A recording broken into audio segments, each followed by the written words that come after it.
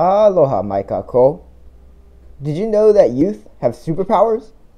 Well, not the kind of superpower that lets you fly in the sky or read people's minds. It's a power more important and more inspiring. My name is Dyson, and I'll show you that youth really do have this special power. On Oahu, just like many other places around the world, we are facing a plastic problem. Part of this problem are things called single-use plastics. Single-use plastics are plastics that are designed to be used just once, then thrown away, despite the fact that they can last for forever in our environment. One of the ways to tackle this issue is through policy, and it is here that the story of this youth power starts. Bill 40, which was a bill at the Honolulu City Council, would ban a variety of single-use plastics, such as styrofoam, straws, and utensils. Most people did not believe that this bill would pass. Certainly almost everyone thought it was a long shot. But it was a shot worth taking, because this bill was one of the most comprehensive single-use plastic bans we'd seen on Oahu. At first, when the hearings for the bill started, most of the people who testified for the bill were adults, with just a few youth. Now, don't get me wrong, having adults testify is super important, but there was something special when the youth testified. The city council members, the politicians, would listen.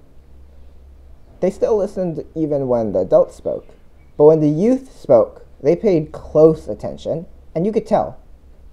Maybe it's because there are so few youth who testify on bills, or maybe it's because we had skipped school.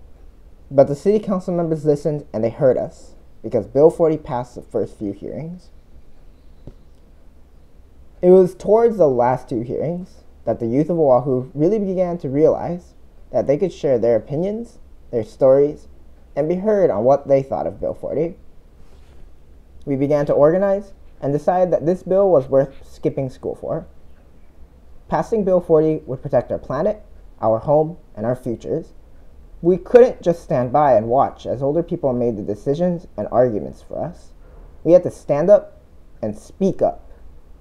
This picture here is from the second to last hearing, and all of the people who are holding the paper scroll are high school and college students. Speaking of the scroll, this was an initiative that we took to gather youth support for Bill 40. Because the hearings for Bill 40 were heard on weekdays during times where most people had school, work, or extracurriculars, a lot of people couldn't make it to the hearings, no matter how much they wanted to. This scroll was our solution to this problem. By signing the scroll, the students who couldn't make it to the hearings could still have their support presented to the council members. Those of us who would go could show the council members the signature scroll and explain to them that these were the signatures of over 1,000 youths who also supported Bill 40. In fact, this signature scroll contained around 1,200 signatures and was around 60 feet long. It couldn't even fit in the room where the council members were hearing their testimony. To the delight of the youth, Bill 40 passed the second to last hearing. Now, it was on to the final hearing. The final hearing was charged with energy. Although there were significantly more people who supported Bill 40 than those who opposed it, we still could not be certain of the outcome.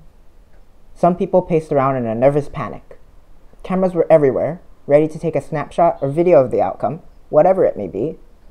The room was packed with people. There were dozens of youth present at this hearing, ready to make their voices heard and eager to see history made. This time, we had the signature scroll 2.0. So that the scroll would fit in the room, we cut it up into 3 pieces and stacked those on top of each other so that the scroll became 6 feet tall and 25 feet wide. It was so tall that we had to tape bamboo poles to the scroll so that the paper wouldn't flop around. Plus, an additional 300 youth had signed the scroll, bringing up the number to 1,500 signatures. During our testimony, all of the youth stood up together, and we held up the scroll. It was an impressive and moving sight, so I was told.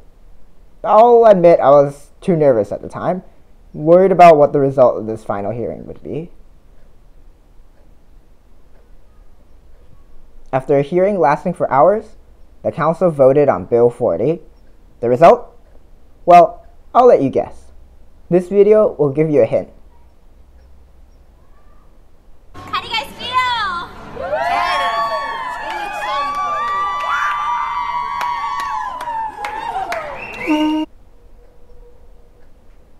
The shouts, the tears, the cheers. I'll remember this forever.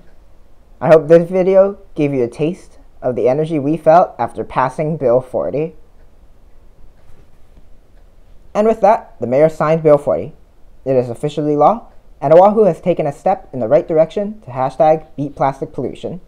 Here's the moment where Bill 40 was signed into law.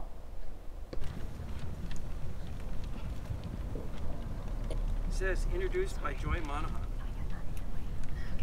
All right, Joy.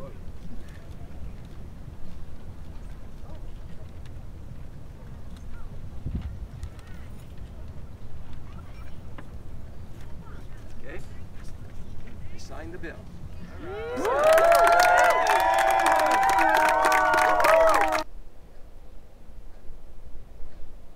This was a team effort with nonprofit organizations, businesses, experts, politicians, and community members all pitching in to help get Bill 40 passed. Every one of us contributed a piece to the puzzle, and without any of us, that puzzle could have never been completed. But one council member told us that, and I'm paraphrasing here, if it weren't for the youth who made a stand and voiced their opinions, Bill 40 would have never passed. The energy, passion, and hope that we brought with us inspired the council members who voted to pass Bill 40. We youth have a superpower, and that superpower helped make Bill 40 a reality. I hope you won't forget that, because that superpower doesn't only have to be used to take on plastic pollution. It can take on any problem that you're passionate about. Homelessness, bullying, climate change, student debt. These are just a tiny fraction of the issues that our superpower, combined together, can defeat. So what are you waiting for? You. Yes, you. It's time to use your voice, to speak up.